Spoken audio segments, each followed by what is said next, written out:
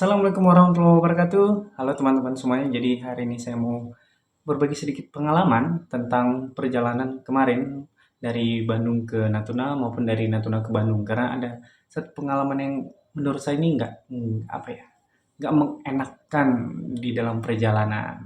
Nah, saya ke Bandung karena istri saya mau melahirkan. Jadi saya harus nemenin dia, mendampingi dia dari sebelum melahirkan sampai akikahan. Nah, baru selesai akikahan baru pulang.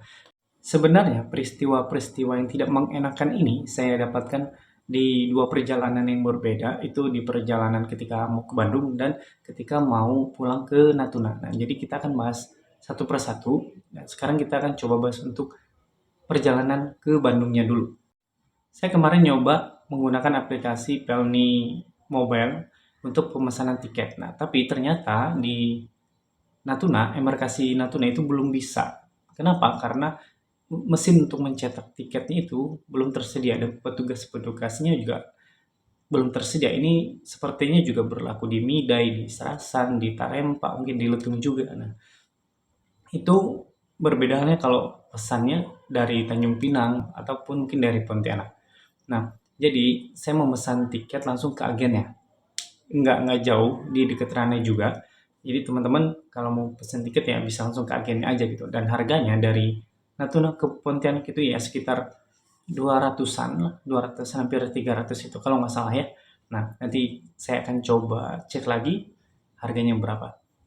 Boarding pass sekarang tuh lebih enak dari yang sebelum-sebelumnya. Kenapa? Karena di situ udah ditampilkan, udah dipastikan kita tuh dapat nomor berapa di dek berapa. Jadi sebagai penumpang kita nggak perlu rebutan lagi sama penumpang lainnya gitu loh.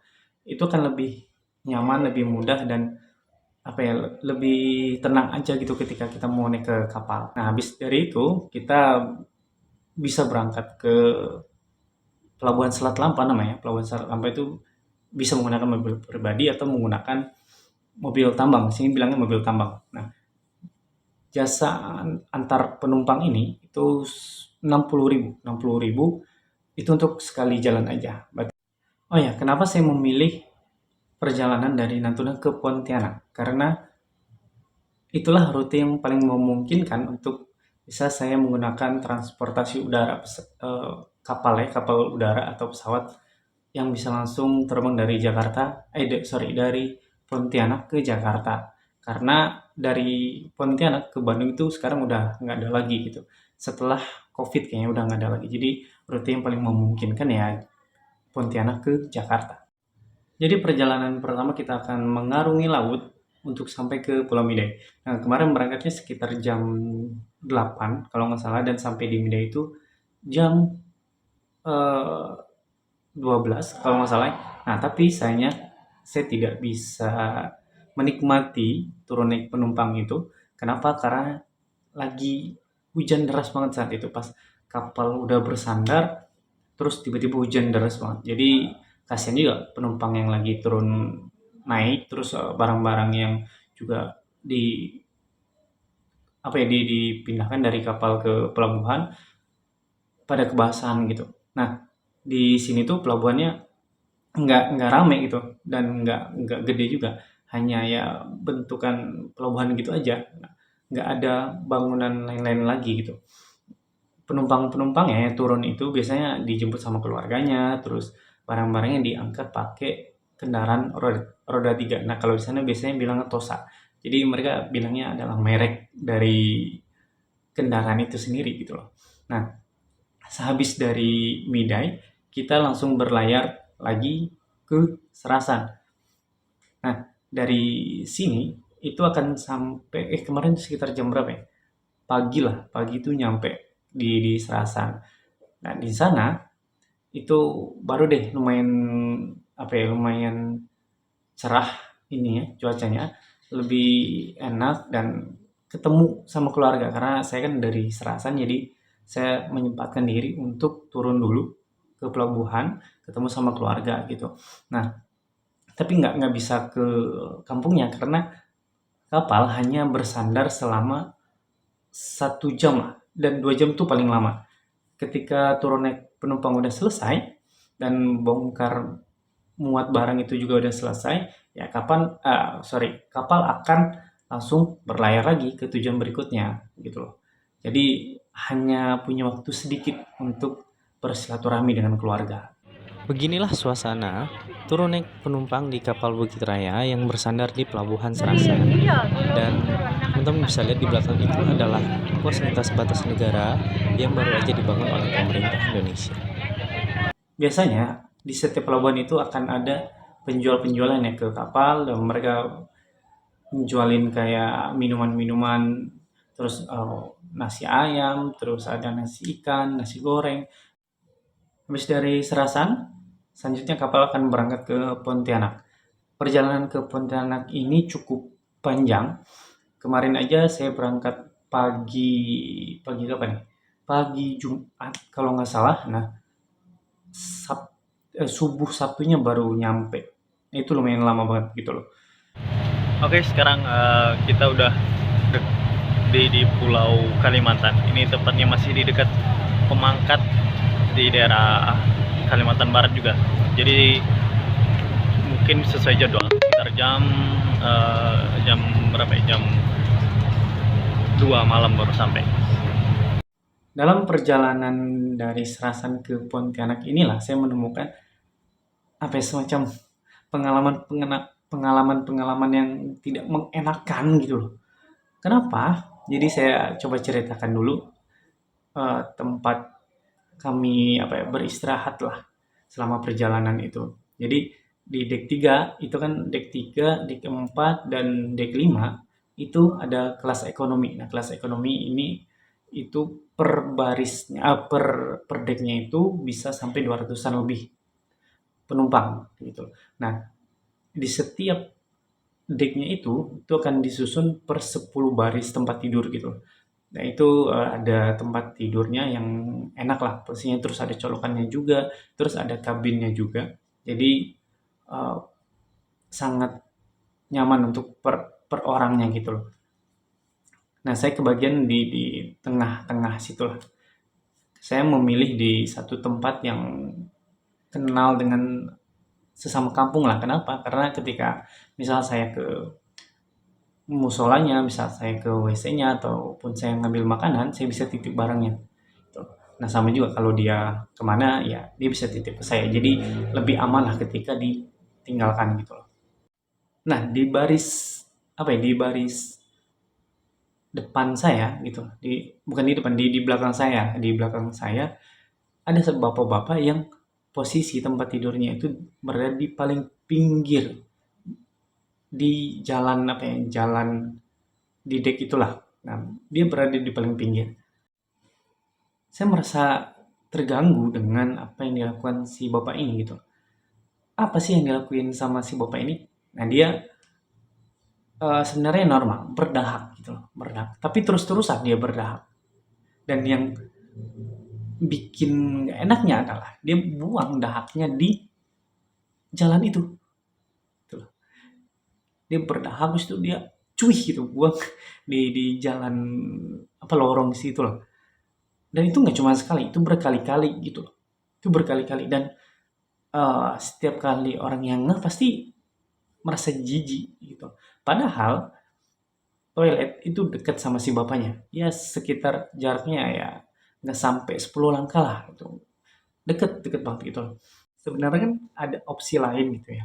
Ketika bapak mungkin lagi mabuk atau apa, ya bisa lah tampung dulu itu ludahnya di kantong kresek.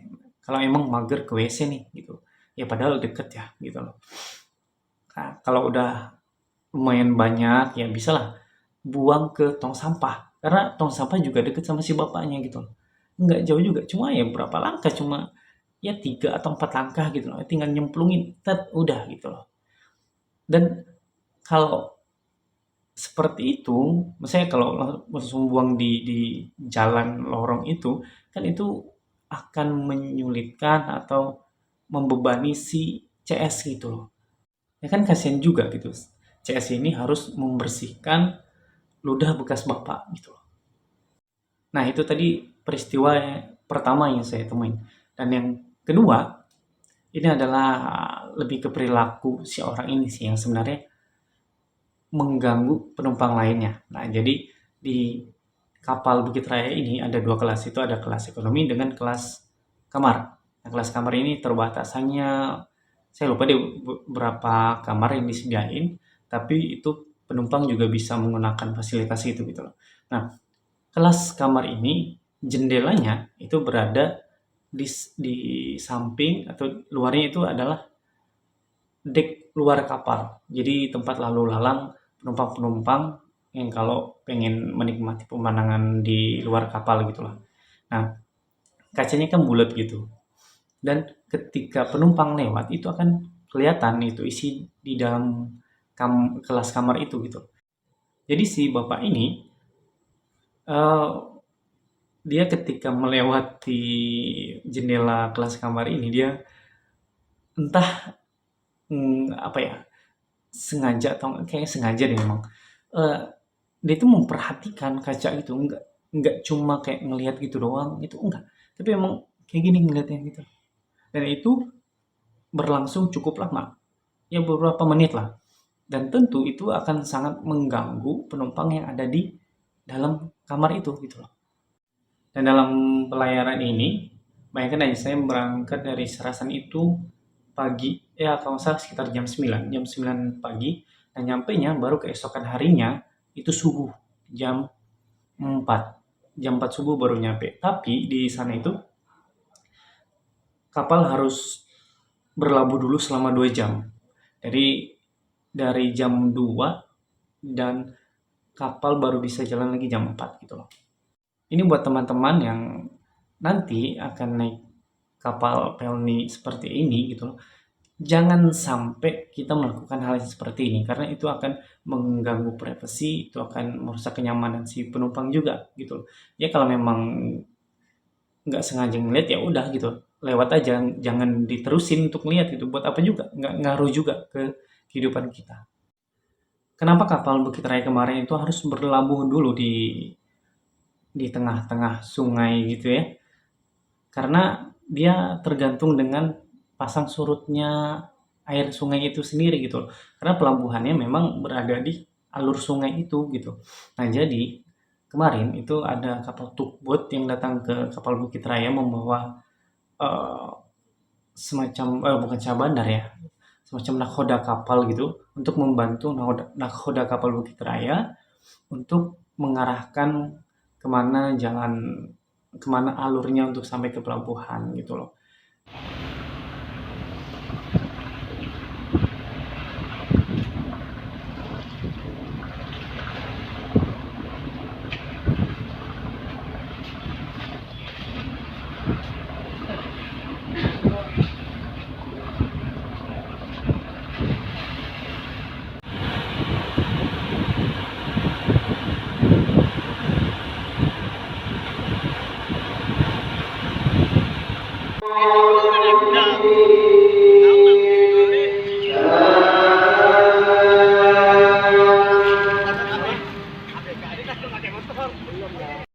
Nah, sesampainya di pelabuhan Tanjung Pura namanya, nama pelabuhan di Pontianak itu, saya langsung dijemput sama teman saya yang dari Ranai yang dia bekerja di Pontianak gitu. Nah, dari sana saya beristirahat dulu sebentar ya menikmati kota Pontianak.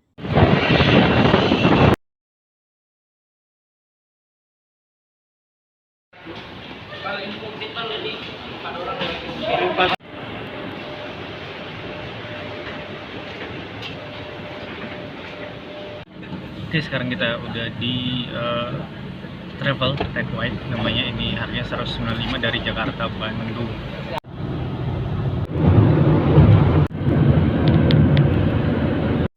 Oke, tadi itu adalah perjalanan dari Natuna ke Bandung.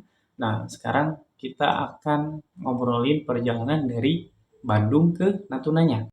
Jadi untuk perjalanan pulang ini saya melewati Tanjung Pinang dulu.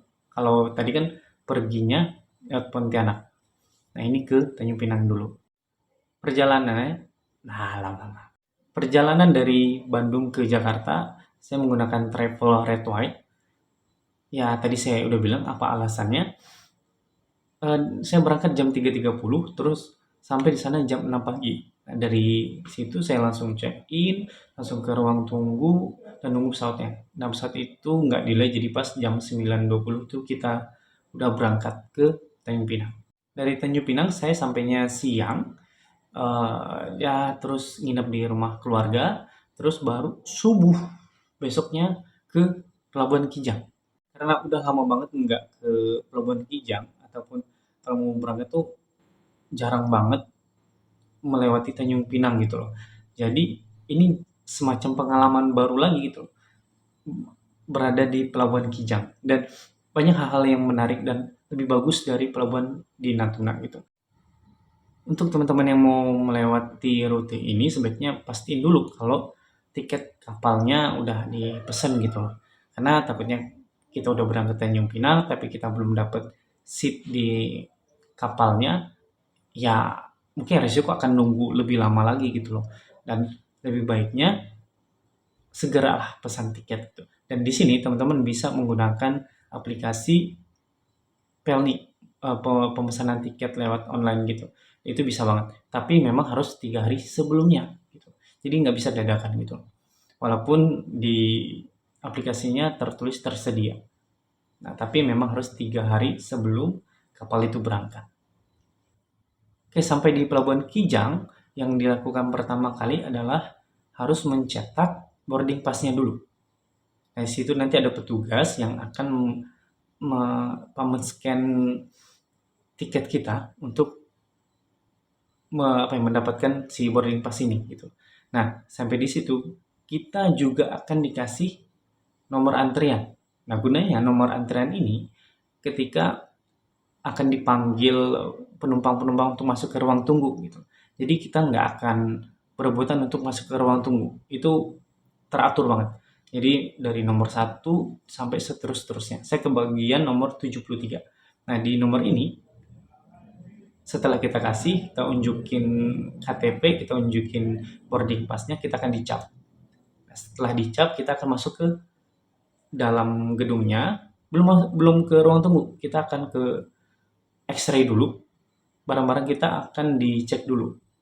Ya mana tahu ada barang-barang yang terlarang dibawa gitu kan. Nah, tapi memang nggak seketat ketika di pesawat gitu loh. Jadi teman-teman yang pakai jaket ya nggak akan disuruh lepas gitu. Jadi cukup barang-barangnya aja dan akan ditimbang di situ apakah melebihi kapasitas. Karena di kapal Bukit Raya itu batasannya hanya 40 kg. Nah, lebih dari itu harus ya bayar lagi gitu loh. Nah, habis dari itu kita diarahkan ke counter yang juga akan ngecek tiket kita, terus dia akan scan tiket kita. Habis itu baru masuk ke ruang tunggu. Nah, di ruang tunggu itu cukup luas juga, itu tertutup ruangannya ya. Jadi terhindar dari hujan, terhindar dari panas. Di situ juga ada toiletnya, ada musolanya. Dan menariknya di sini ada charging area. Nah, charging area ini hanya tersedia 4 slot aja. Jadi memang harus ya kalau memang lagi kosong dan baterai kita lagi lemah ya mending ngecas aja dulu gitu. Ketimbang kita uh, di lama-lamain terus sudah keduluan sama orang dan itu membutuhkan waktu yang lama lagi untuk nunggu orang ini selesai gitu. Seharusnya kapal Bukit Raya itu sandar di Pelabuhan Kijang pukul 6 pagi. Tapi ya kata petugasnya karena cuaca ataupun gelombang yang lumayan jadi sedikit melambat kapalnya dan baru sampai di pelabuhan itu jam 9 ya jam 9 dan kita berangkat jam 10. Nah, situ sama kita nggak perlu rebutan untuk siapa yang duluan karena di boarding pass kita itu udah ada nomornya, udah ada decknya gitu. Jadi lebih memudahkan gitu, nggak tergesa-gesa lah gitu. Dan saya kebagian di deck yang sama di deck 3, tapi ini di bagian depan sebelah kanan. Jadi kalau dilihat dari bentukan kapalnya, saya di sebelah kanan depan, itu sebelah kanan depan kapal. Dan saya harus bersiap-siap. Kenapa? Karena di posisi ini akan lebih kerasa gelombangnya gitu. Dan beda kalau di tengah, itu nggak begitu kerasa. Mungkin teman-teman yang belum tahu harga tiket dari Tanjung Pinang ke Natuna itu kisaran sekitar 300, total kemarin 317.000. Ya lumayan sih memang ya. Dan perjalanannya itu akan memakan waktu selama 2 hari 1 malam. Jadi kemarin saya berangkat hari Kamis dan itu baru sampai di hari Jumat malam. Nah, di dalam waktu yang lama itu saya sarankan teman-teman untuk coba deh kalau memang hobi nonton ya download aja dulu di YouTube beberapa web series. Nah, kalau saya kemarin web series yang menurut saya asik nih untuk menemani saya dalam perjalanan. Nah, kalau enggak ya beberapa film pendek atau apa gitu yang memang menurut teman-teman ya pengen nonton aja menemani gitu. Nah, selain itu saya juga bawa buku. Nah, buku ini ya menemani perjalanan juga kan lumayan juga ya, kerasa gitu loh. Kalau pas baca buku lebih enjoy aja gitu loh. Nah, jangan lupa juga bawa pop mie goreng, pop mie kuah, karena di kapal juga ada apa ya, air panasnya gitu. Jadi teman-teman bisa menggunakan fasilitas itu untuk memasak mie gitu. Terus mau bikin teh juga bisa gitu. Jadi lebih lebih nyantai lah, lebih enak. Dan kalau bisa ya lebih dipersiapkan aja. Jadi kalau teman-teman nggak mempersiapkan dan beli di kapal itu lumayan harganya.